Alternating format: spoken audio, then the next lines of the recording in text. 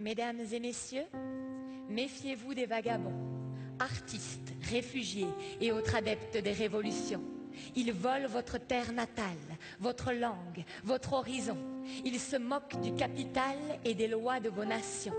Ils sautent par-dessus les méridiens, se rapprochent de vos maisons. Déjà vos mers ne charrient plus que des vagues d'immigration et vos chemins se remplissent de poètes en panne d'inspiration. On dit souvent que mon art dérange quand je dis ce que je pense, et quand je pense ce que je dis, nuance, c'est étrange comme les temps changent.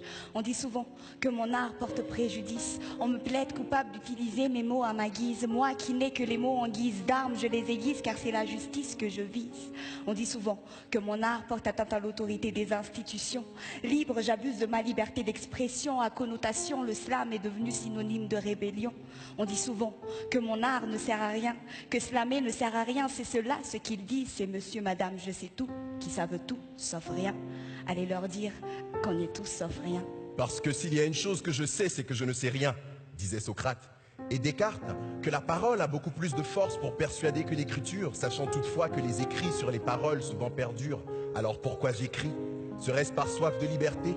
Par mélancolie d'un lieu où je n'ai jamais mis les pieds? Face à ma feuille, un peu de paix et de sérénité, alors je crée. Toujours en quête de raison, souvent de se le dire et de partir sans raison. Oui, j'ai soif de liberté. Mélancolique d'un lieu où je n'ai jamais mis les pieds, que l'humain n'a pas souillé, où la liberté des uns s'arrête encore là où commence celle des autres. Car chez nous, les femmes n'ont pas le droit à l'éducation. Une femme est avant tout une mère, une épouse, celle qui se lève tôt le matin pour aller chercher de l'eau au puits, celle qui fait bouillir la marmite pour nourrir sa famille, celle qui apaise les cris, celle à qui on a appris à dire oui. Oui, car quand le monde, la femme obéit. L'homme, lui, n'a jamais tort, mais parfois il oublie de les avouer. Fumanet paraz, anaïzeti, taïzenaratias, comme on dit chez nous, des us et des coutumes qui se sont perpétuées de génération en génération, de nos grands-parents à nos parents et de nos parents à nous, enfants. Mais il est temps que les femmes aussi aient droit à l'éducation, qu'on sache lire et écrire, parler et s'exprimer, découvrir et voyager. Il est temps que l'on cesse d'avoir peur. Il est temps que l'on ouvre nos cœurs. Il est temps. C'est maintenant. Il est l'heure. Allez, viens. Approche-toi de l'équateur, viens visiter mes tropiques aux mille couleurs, aux rivières de diamants et de douleurs. Bidonville, c'est ailleurs, c'est ici. Bidonville, les étudiants au fond des mines et au cimetière les mineurs, puisque la valeur de la pierre augmente à chaque fois qu'une vie se meurt. Enfants putains, alignés sur les trottoirs, enfants caïds, enfants voleurs, entassés dans les dortoirs. Pendant ce temps, chez les pêcheurs, on ne tire que des filets vides. On craint toujours le paludisme et on regarde sa petite sœur accoucher d'une 5e fille. Alors, reste les siens à nourrir. Poissons envolés, fruits confisqués, moissons exportées, chiffres tronqués. Alors je pars pour elle, pour lui, puisque l'espoir n'a pas de prix. Alors, je prie. Non, je ne prierai pas. Paris, Bruxelles, Abidjan, Bamako, Liban, Tchad, Tunisie, Cameroun, Niger, Canada, Égypte. Je pense à toi de tout cœur, je pleure, je te pleure, je nous pleure, mais non, je ne prierai pas. Je ne le ferai pas au sens propre du terme, je ne m'adresserai pas à quelconque divinité, je ne la supplierai pas de veiller sur toi, sur nous, sur eux. Non, je refuse de m'y adonner. Car il est clair, encore une fois, que l'humain aura su transformer ses droits et ses croyances en armes de destruction massive. Hélas, nous n'avons rien appris de l'histoire, semble-t-il. Dans cette promotion à outrance de la haine, cette course à l'homogénéité, cette culture populaire de la xénophobie, ce culte de l'individualisme, tous s'empressent de revendiquer leurs droits et croyances comme étant supérieurs à ceux de notre prochain. Mais qu'en est-il de nos devoirs, humains avant tout? En quoi ton droit équivaut à devoir tuer l'autre? Oui.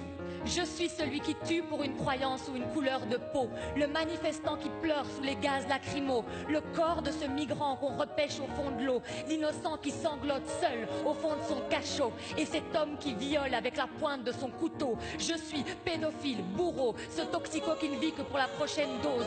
Je suis ce terroriste, je suis ce terroriste qui explose dans le métro, et ce politicien qui ne répand plus que la haine de l'autre, la balle perdue, l'erreur dans l'équation, l'addiction, la faute, l'artiste qui réinvente le monde à sa sauce. Je suis le président corrompu et le flic qui torture, le militant qu'on tue et le militaire qui exécute. Je suis l'hôpital qui s'écroule sous les bombes et cet homme qui marche seul sur les décombres. J'ai dénoncé mes amis, trahi mes compagnons, fait exciser ma fille au nom de la tradition, reporté mes vices et mes blessures sur la prochaine génération. J'ai tendu la main à se rester dans l'ombre. Je suis ce qu'il y a de meilleur et de pire, le bourreau, la victime. Mon âme se rappelle, je ne suis que ce choix que m'a offert le ciel. Mon âme se rappelle, je suis cet autre que je déteste, je suis cet autre que j'aime.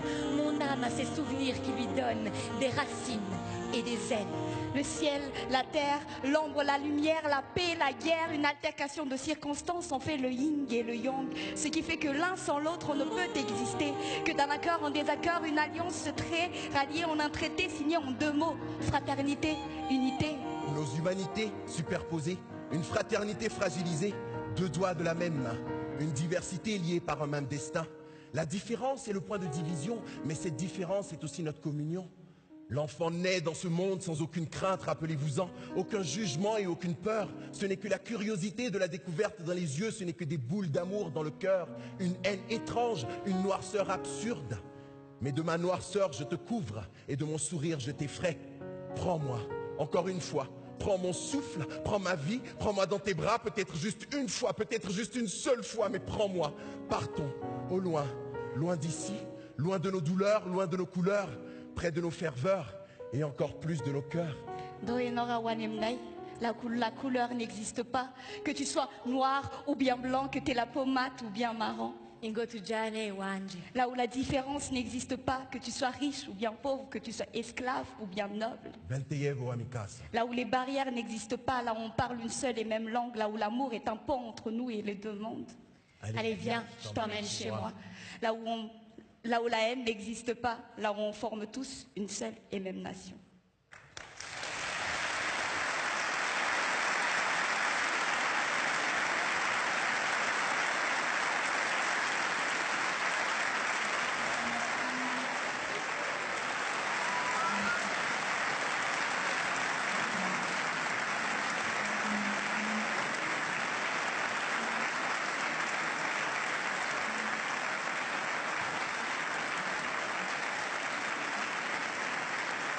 Merci à nos artistes.